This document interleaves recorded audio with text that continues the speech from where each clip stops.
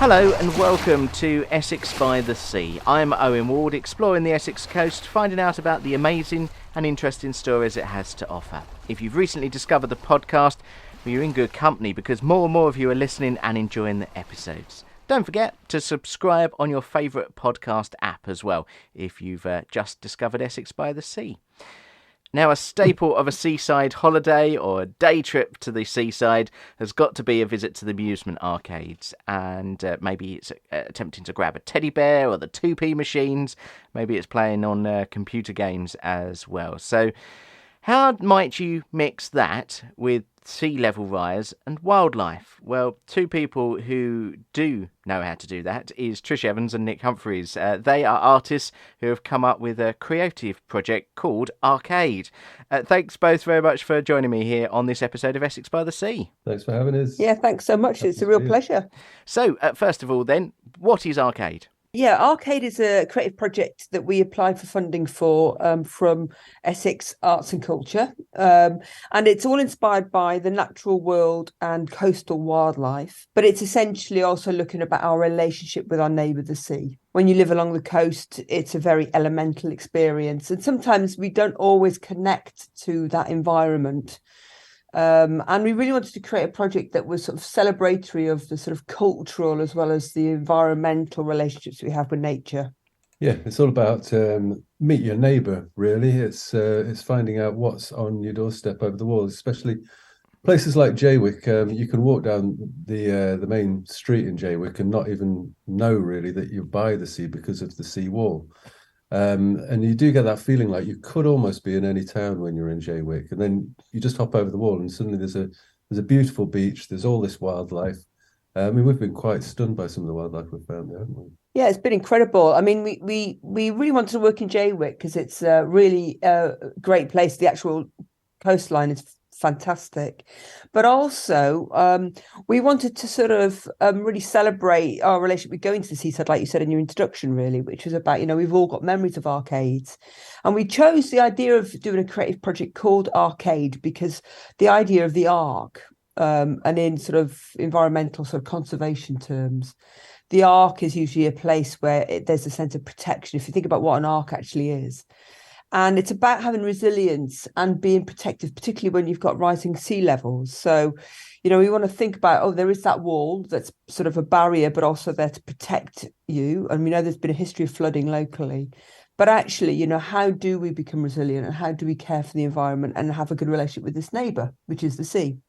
And so we thought it'd be really great to do visual work affiliated to that. So our project is very much a sort of a creative art, visual art project, and that will come together in the creation of an art space in Jaywick, which is themed around the sort of recreation in an arty kind of way, the arcade and the amusement.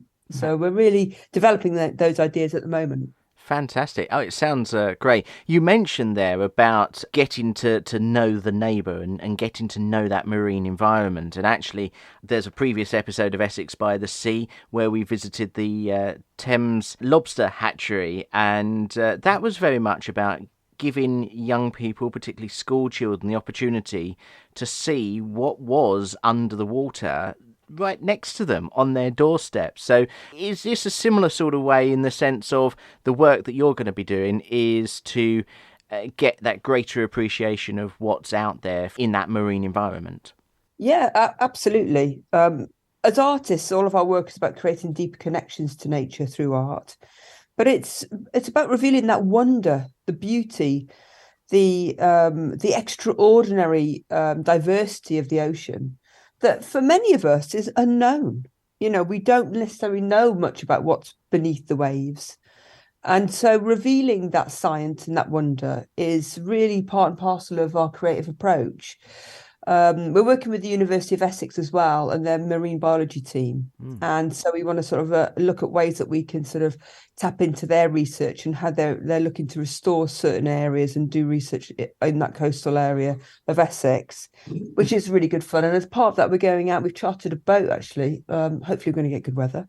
But we're going to take groups out and do like an offshore expedition to sort of be off the land to experience the ocean, because often or not, we're land based, aren't we? And who doesn't love a boat trip? And doing a little bit of science as well, while we're Yeah. there, as well as hopefully a little bit of art. If the waves aren't against us, there's nothing like drawing a picture in a storm.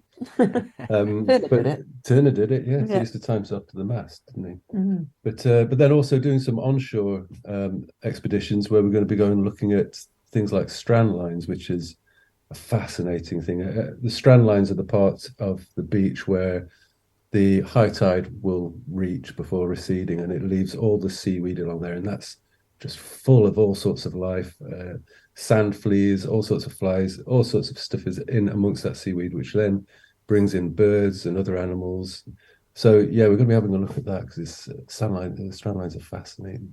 Yeah, so lots on offer in the Jaywick area in terms of opportunity, and so we're sort of mixing and matching the sort of the sciencey and sort of idea of nature and discovering those species, but then at the same time we're sort of doing visual interpretive creation of artwork, and we're working with local communities and groups to do that, which is already been really good fun. Sounds really exciting. I'm still puzzled, though, how you combine the ocean with arcades. I mean, that is fun as well. And that, could we potentially see, a sort of grab machine with stuff you've perhaps found? How are you planning to do it? Or is that giving away too many secrets? There will be machines to play. Fruit machines, which we are going to be rejigging to have a certain narrative, a certain story to them that connects with the ocean.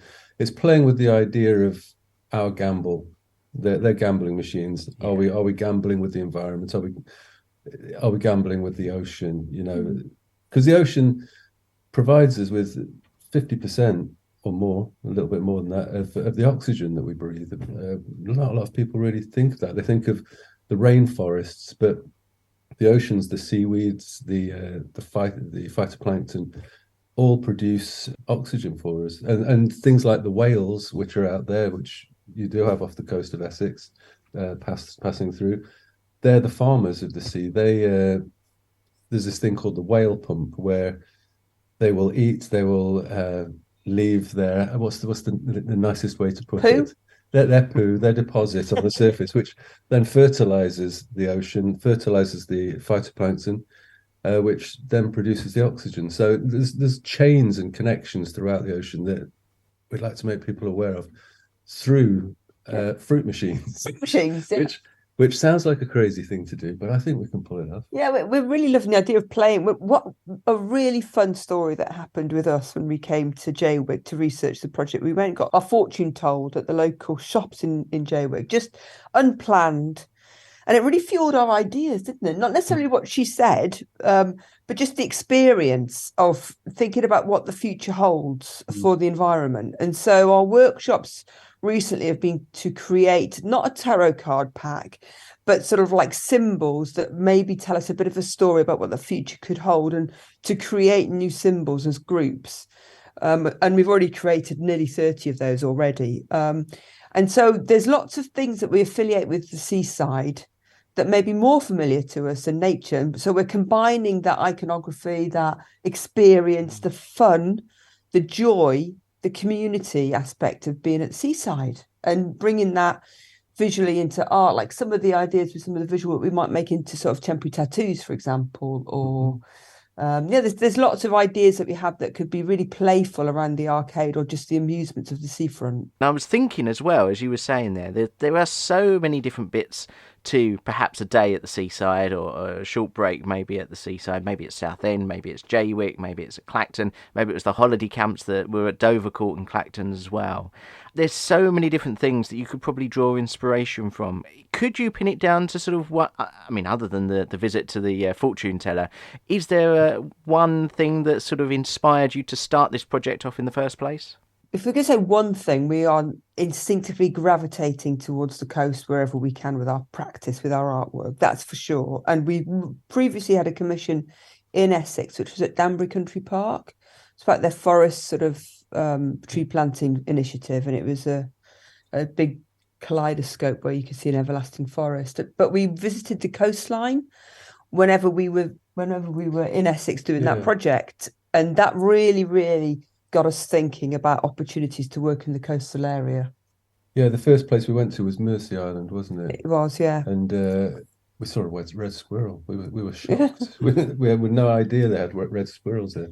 But yeah, there was one there in the path. But and the erosion on Mersey Island is pretty significant, isn't it? The erosion and all the way the trees had all fallen down into the beach, and but you know, one of my personal favourite places is Saltmarsh, and Essex has got a fair share of Saltmarsh to explore. We spend a lot of time whenever we come down. We're always around the Colne Point area where the nature reserve is, and that's an incredible spot for wildlife. Mm-hmm. So there's the other thing that's really interesting for us is just about the community in Jaywick and the surrounding area, and the adaptability to our homes to survive. There is architecture, a very relevant sort of history to the sort of the forming and the development of Jaywick, and just to see the unique sort of frontage of individual homes all through Jaywick.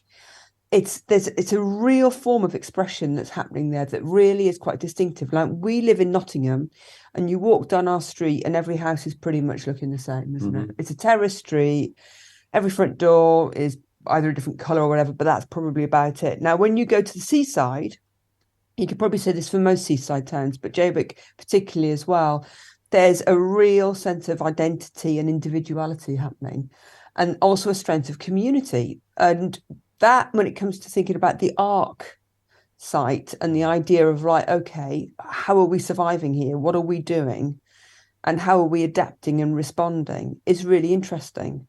And we want to sort of highlight that. It's just been really interesting in terms of uniqueness, and it's got a real dynamic atmosphere and sense of place, Jaywick, for sure.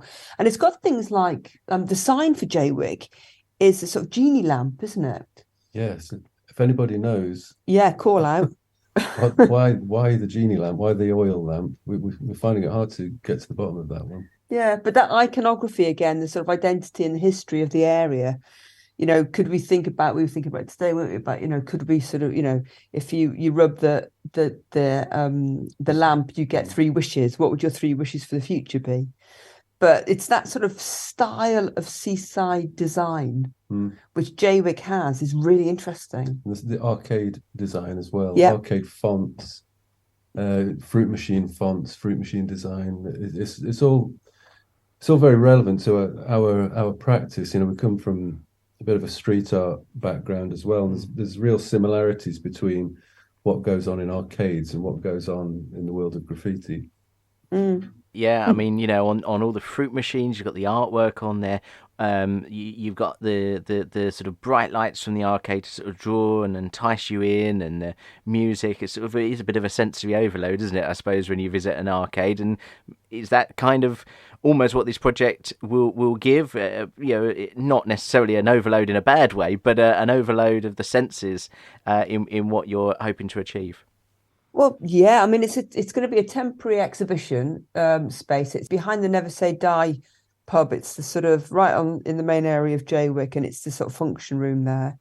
What it will be at this stage, I would say it's really up for development still, because we're sort of working with groups to inspire our work, and our research and art studio time is evolving rapidly now. Which is something we always like to do, Yeah. We don't like to just walk into a place and plonk something down. We like to, talk to people. Yeah. Get behind the curtain.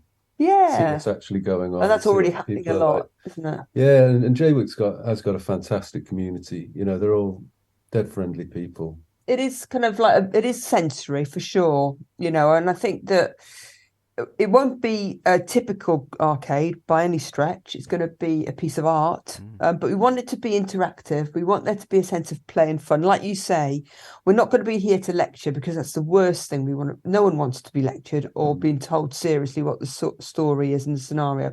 We want there to be a sort of a real joy in connecting to nature. And actually through that connection, then we begin to care, or we think what our relationship is with it. How do we live alongside it and within it? and the challenges that can bring us sometimes, maybe. But it's meant to be a fun experience, and I think we'll bridge it with some activities and things during the time it's open, just to sort of make it more engaging, and people can just have fun and take something away with them. Sounds brilliant. If people want to find out more about this, where can people go? Have you got a website that people can take a look at, if perhaps they're not able to get down to Jaywick themselves? Yeah, sure. So everything that we do will end up going on the website as well. But there's a website with all information about the project. So it's a bit of a long-winded website, so bear with us. It's www.we, as in WE, hyphen ARE hyphen INSTAR /arcade, and that's with a K. But it spells as we hyphen R hyphen Instar /arcade. We'll put the link in the description in case you weren't able to get that down. That would be the easiest way, I think, for people to find it. Time is rapidly running out, but before we finish, I do have to ask, have you got a particular favourite arcade game? Oh, that's a great question. Arcade game or well, I don't know much about slot machines until just recently, but I still love Meteors. Oh, all right, okay. For me, it would be the grabber, actually, just if I'm going to go into the amusements. Just steady grabber. Just the grabber. I'm quite good at it. You are, actually. I've seen you win. Yeah, they're complete con. Everything usually is, isn't it? However, I'm not bad. Oh, there you go. So I can eye up a toy, and I might be lucky. Do you think there's skill involved? Absolutely. But, yeah, I think it's sort of like sometimes it's the penny machines, isn't it? The 2p machines. Penny machines. Yeah, it's all. It's just for me, it's just the memory of all of those attempts and sense of play. Well, Nick, Trish, thank you so much. Time has beaten us. We could talk all day, but thank you so much for sharing your passion and inspiration for this art project. As I say, more information can be found. The links to that is in the description. Thank you ever so much for joining me on this episode of Essex by the Sea. Oh, thank you. Thank you for having us. Thank you. And if you're enjoying Essex by the Sea and would like more episodes, do check out my Ko-fi page, where you'll find details on how you can support the production of the podcast. Thanks very much in advance. So until the next episode, thanks very much for listening.